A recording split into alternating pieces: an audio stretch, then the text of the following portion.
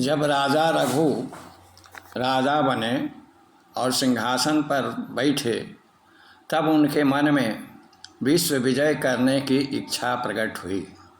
तब उन्होंने अपने मंत्री और सेना के साथ विश्व विजय के लिए निकल पड़े और दुनिया को जीतते हुए सभी राजाओं से कर ले करके उन्हें स्वतंत्र छोड़कर अपने देश को वापस आए और फिर सोचे कि क्यों न एक मैं विश्वजीत नाम का यज्ञ करूं। यह सोच करके राजा ने विश्वजीत नामक यज्ञ का प्रारंभ किया और उस यज्ञ में राजा ने इतना दान दिया कि उनका राज खजाना, जो सभी राजाओं से प्राप्त कर से भरा हुआ था, खाली हो गया। अब राजा के पास अपने उपयोग के लिए भी सोने चांदी के बर्तन नहीं थे। अब राजा अपने खाने पीने के लिए मिट्टी के बर्तन का उपयोग करते थे। उसी समय वरतंतु ऋषि का शिष्य कौत्स 16 करोड़ मुद्राओं के लिए आ पहुंचा। राजा ने कौत्स का आतिथ्य स्वीकार किया और मिट्टी के बर्तनों में ही उनका स्वागत सत्कार किया। मिट्टी के बर्तनों को देखकर कौत्स के मन में यह विचार आया कि राजा के पास तो कुछ भी नहीं है, इसलिए मुझे इनसे अपनी दक्षिणा के लिए नहीं मांगना चाहिए। और यह विचार करके कौत्स जो है चुप रहे। तब राजा रघु ने उनसे पूछा कि महात्मन, आप अपने आने का उद्देश्य बतावें। कौत्स ने कहा, हे राजन, मैं वरतंतु ऋषि का शिष्य कौत्स हूँ और मैं गुरु की दक्षिणा देने के लिए आपके पास दक्षिणा मांगने आया था, लेकिन आपकी स्थिति ठीक न होने के कारण मैं आपसे कुछ नहीं कहना चाहता। तब राजा रघु ने कहा कि हे विप्रवर, अगर आप मेरे पास आकर के और बिना कुछ लिए जाएंगे तो दुनिया में मेरे वंश के ऊपर कलंक लग जाएगा। इसलिए आप निसंकोच होकर के मुझसे आप कहें, मैं अपनी शक्ति अनुसार आपको देने के लिए प्रयास करूँगा। हे राजन, मैं गुरु के पास विद्या अध्ययन करने के बाद अपने मन से गुरु को दक्षिणा देना चाहा। गुरु ने कहा कि हे पुत्र, तुमने मेरी बहुत सेवा की है, मैं तुम्हारी सेवा से बहुत प्रसन्न हूँ और मैं तुमसे कोई गुरुदक्षिणा नहीं लूँगा, तुम्हारी सेवा ही मेरी गुरुदक्षिणा है।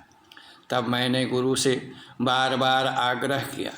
गुरु से आग्रह करने से गुरु को क्रोध आ गया और उन्होंने कहा, ऐ कौत्स, तुम अगर दक्षिणा देना चाहते ही हो तो मैं तुम्हें 14 कलाएँ सिखाया हूँ, 14 विद्याओं का ज्ञान कराया हूँ, मुझे 14 करोड़ स्वर्ण मुद्राएँ ले आकर के दक्षिणा दो।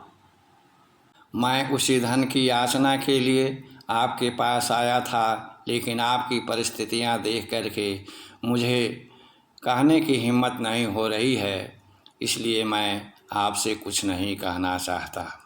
तब राजा रघु ने कहा कि हे कौत्स, तुम हमारी अतिथिशाला में कुछ दिन के लिए रुको, मैं तुम्हारे लिए ज़रूर ही कोई उपाय करूँगा। और सोचने लगे कि धरती के तो सभी राजाओं ने मुझे टैक्स दिया है, अब मुझे क्या करना चाहिए।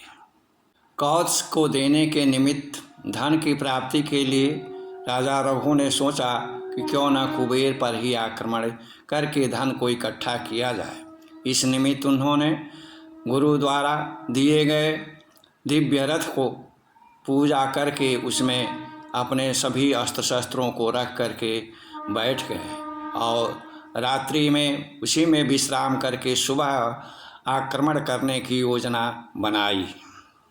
रघु के द्वारा कुबेर पर चढ़ाई करने की सूचना कुबेर को नारद ऋषि के माध्यम से प्राप्त हुआ।